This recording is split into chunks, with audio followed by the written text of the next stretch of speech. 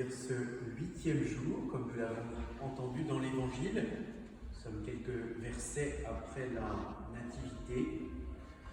A lieu la circoncision de ce premier-né mâle, qui est Jésus.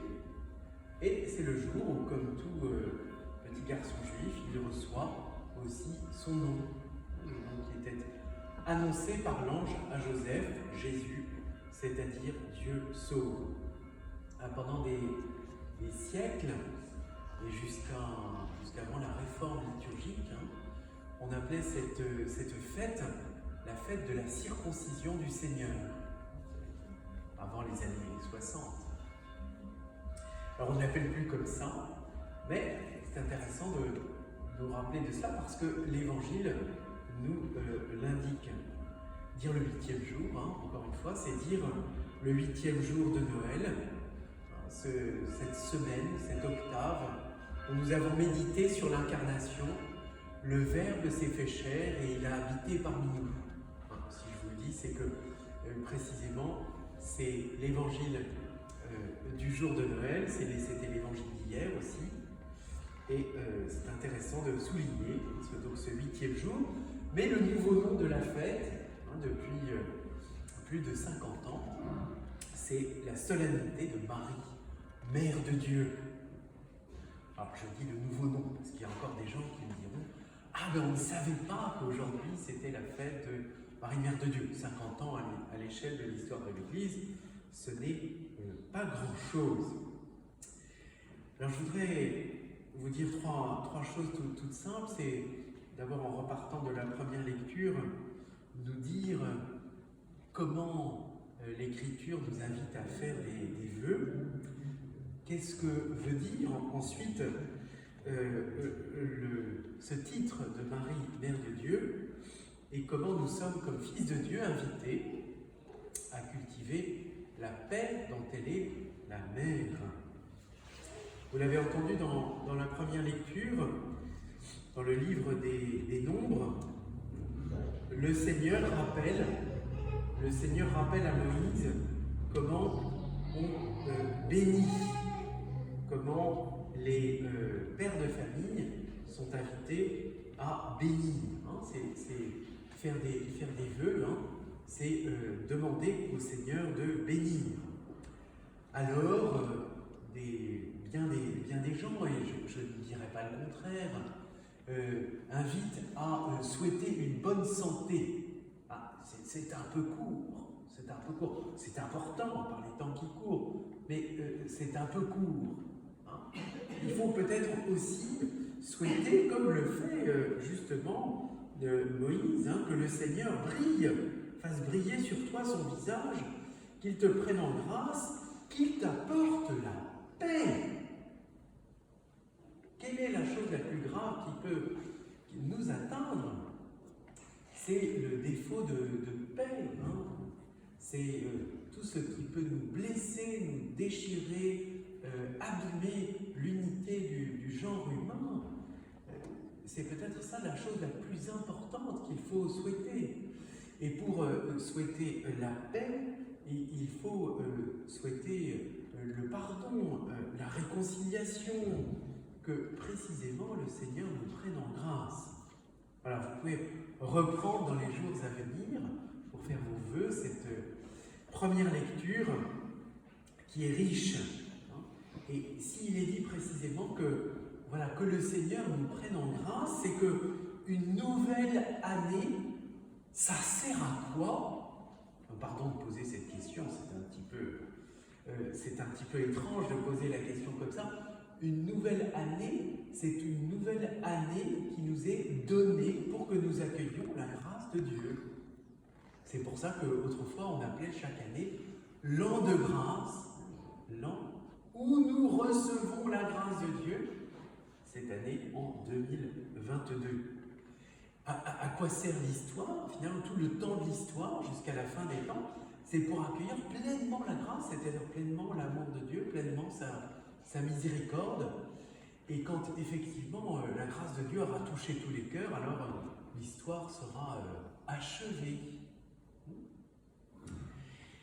Alors à partir de là, nous pouvons comprendre et réfléchir justement à celle qui a pleinement accueilli la grâce, Marie, la Mère de Dieu. Vous savez, si je vous redis cela, c'est que tout au long de l'Avent, nous avons médité sur, en entendant plusieurs fois l'évangile de l'Annonciation qui nous dit Marie, où l'ange dit Marie pleine de grâce, Marie remplie, comblée de grâce, comme nous le lisons dans la prière du Je vous salue Marie, celle qui est toute sainte, celle qui est l'Immaculée, celle qui est pleinement accordée à cette grâce, à ce don de Dieu, puisqu'en elle, le Verbe s'est fait chair. Et précisément, alors qu'au cours des 3e, 4e, 5e siècles, était mise en cause le fait qu'elle était la Mère de Dieu, l'Église a dû définir ce dogme de la Théotokos, c'est-à-dire de la Mère de Dieu, pour redire que Marie n'est pas simplement la maman d'un corps ou la maman de la nature humaine. Elle est la maman, elle est la mère de la deuxième personne de la Trinité. Elle est la mère d'une des personnes divines. Elle est la mère d'une personne. Elle n'est pas la mère d'un amas de cellules. Elle est la mère d'une personne. Et rappeler cela, c'est aussi se rappeler que la méditation de ce mystère a révolutionné la manière de comprendre la maternité dans l'histoire. Ce n'est pas simplement une chose qui est portée, c'est bien une personne. Alors les personnes que nous sommes, qui ont été portées par une maman, comme chacun d'entre nous, évidemment nous ne sommes pas des personnes divines, mais le fait que l'on réfléchisse à la maternité de Marie comme la mère d'une personne divine, ça a eu des répercussions importantes sur la manière de comprendre la maternité en général. Et puis vous l'avez entendu, c'était juste avant Noël aussi, nous avons entendu Élisabeth accueillir non seulement la mère du petit Jésus, mais la mère de mon Seigneur, la mère de mon Dieu. Alors si ce n'est pas suffisant, si vous vous demandez d'où est-ce que cela vient, ce titre, eh bien c'est déjà dans la bouche d'une femme remarquable, remplie de l'Esprit Saint, qui s'appelait Élisabeth. Et puis, je termine par là, vous l'avez entendu dans la deuxième lecture, le fait que Marie ait accueilli en elle le Verbe fait chair, que Dieu ait envoyé son Fils né d'une femme, comme le dit saint Paul. Et c'est aussi en vue de notre adoption filiale, c'est-à-dire en fonction de ce que nous sommes comme baptisés, nous sommes pris aussi dans cette maternité, puisque Jean-Paul II le rappelait bien, dans l'ordre de la grâce, elle est la mère d'une multitude de fils et de filles que nous sommes.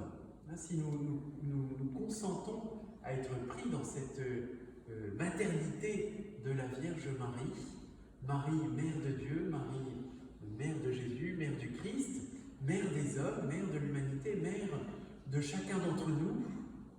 D'où est-ce que nous tirons cela? Tout simplement de ce qui se passe au pied de la croix, vous vous en souvenez, lorsque Jésus confie à Marie le disciple qu'il aimait, c'est chacun d'entre nous qui se voit confié à la maternité de la Vierge Marie. Cela nous invite c'est aussi une des choses qu'il nous faut méditer en ce début d'année, pour ne pas parler que de la maladie dont le nom commence par C, c'est tout ce que nous avons à vivre comme fils et filles bien-aimés du Père, comme fils et filles bien-aimés de la Vierge Marie, dans l'ordre de la grâce, que nous puissions être des artisans de paix, que nous puissions non seulement travailler à la sauvegarde de tout ce qui nous est commun, y compris la création, pour que nous puissions hâter la paix et dans nos cœurs, et dans nos familles, et dans nos communautés, et dans le monde, alors que précisément on menace des dangers bien plus grands que cette maladie qui nous obsède, ces dangers de la guerre, ces dangers et du changement climatique et de tout ce qui affecte la création, qui provoque bien des misères et des malheurs et des guerres. Alors demandons à la Vierge Marie, la Mère de Dieu, qu'elle nous fasse grandir aussi dans nos responsabilités de fils et de filles bien-aimés du Père, pour que nous soyons vraiment les artisans de paix que Dieu veut et dont Dieu a besoin pour l'avenir de l'humanité. Amen.